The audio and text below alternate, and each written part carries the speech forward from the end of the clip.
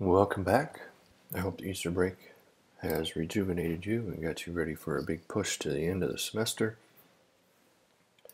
We will be undergoing a summative assessment of the semester, or a big final assignment, however you want to look at it.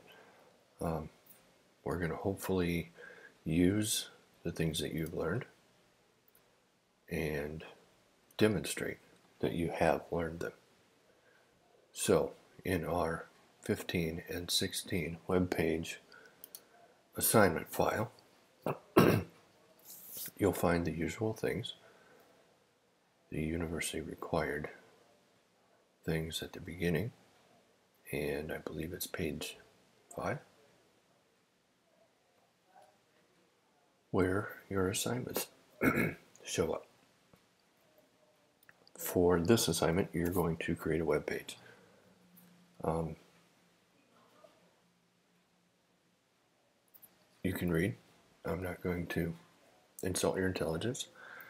Your steps, at a minimum, which means, of course, if you see things that seem obvious that you would want to add, or this would look better if, or those kind of things, if you want to add, please do. This is not meant to limit you. This is only meant to limit our requirements of you. So, the presentation tool, redefining relevant and current. You already did that. So we're going to reuse a lot of the things that you've already done. We're going to put them into one location, one place. It's going to be similar to a portfolio, but we need to think about what a web page is these days. Excuse me.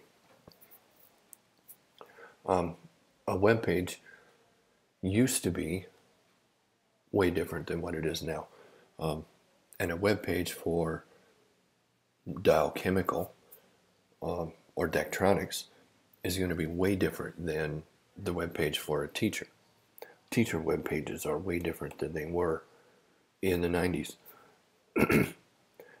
I don't think we need to put all of our assignments in a web page. I think that's what LMSs are for. And you can see that LMS is one of the things that we're asking you to include in your web page.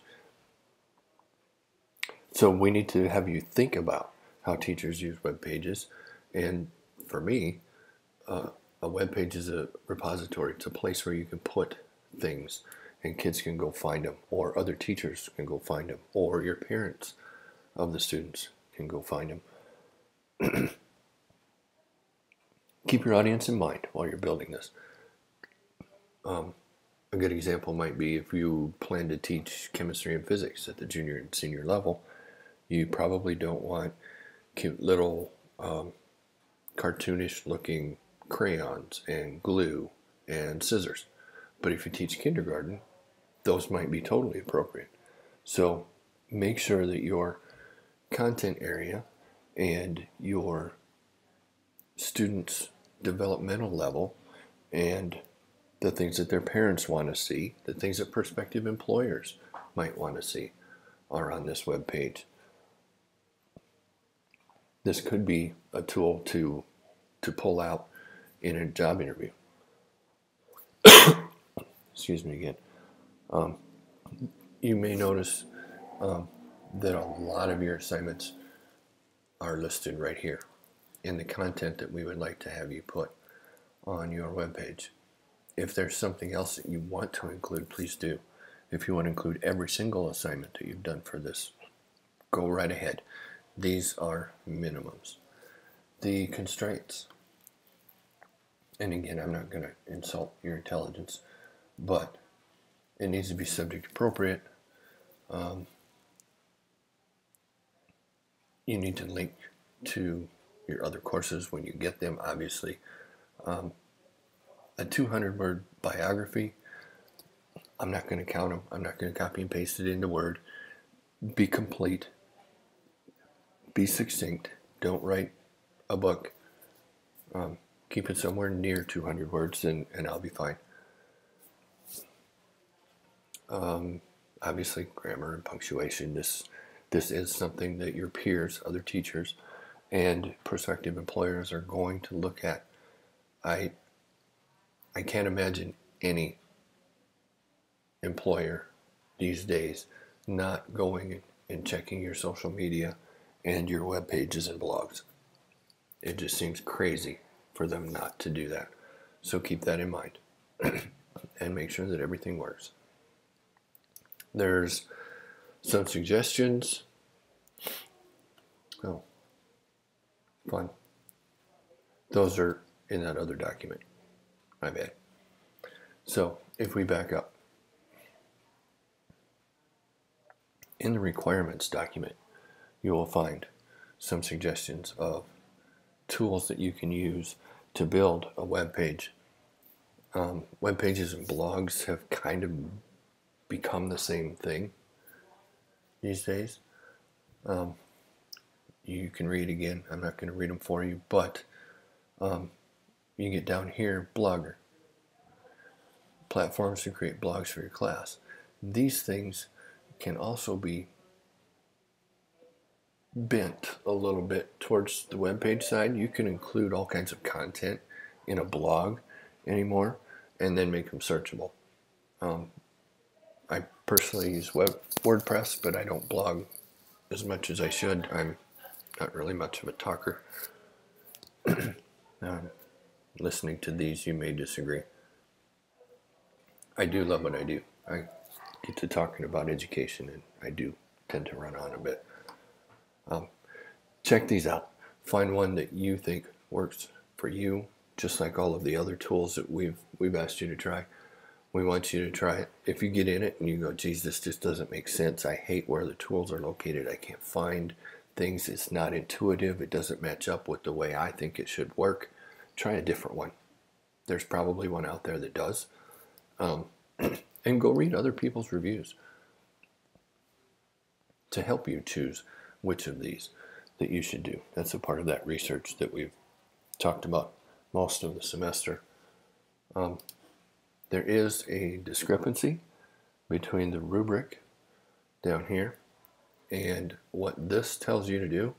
The rubric is going to change. The rubric, my thoughts, and my wife who teaches the other section of this, our thoughts on what we should require of this have changed as the semester has gone on based on some of your comments and some of your abilities and some of the things that you have struggled with. So that's going to be changed somewhere, hopefully by midweek at the latest. So check back on the rubric and ignore that for now. And excuse me, if we go back to the requirements, you're going to find a reflection paper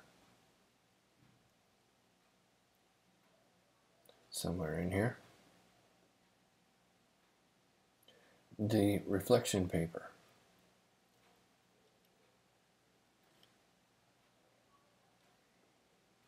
maybe that's supposed to be under B and it's not. I'll have to check on that.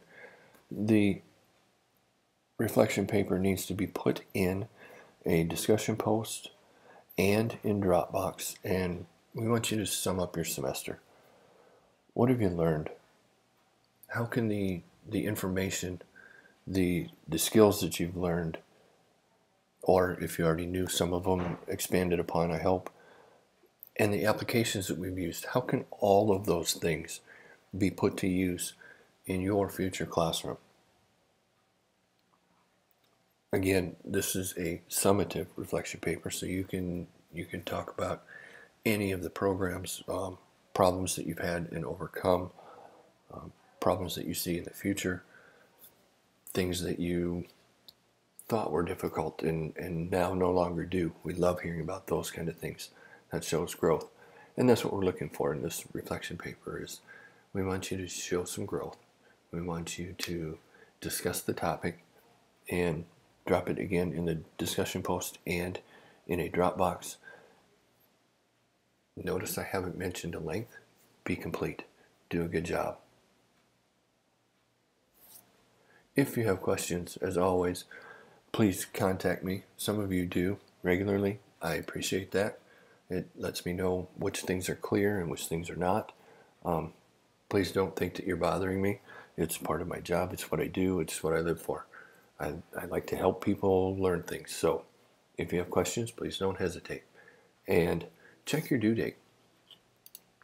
I'm going to go do that as quickly as the internet will let me.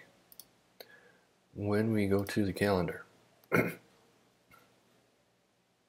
you may notice that there is nothing due at the end of this week, that they are due here on the 28th, and nothing after. So you have 2 weeks. Please don't wait till the last minute. Building a web page is not something that happens in an hour. It's not something that you can figure out in an hour if you haven't done it before. So I look forward to hearing your questions and comments as we move along, and good luck.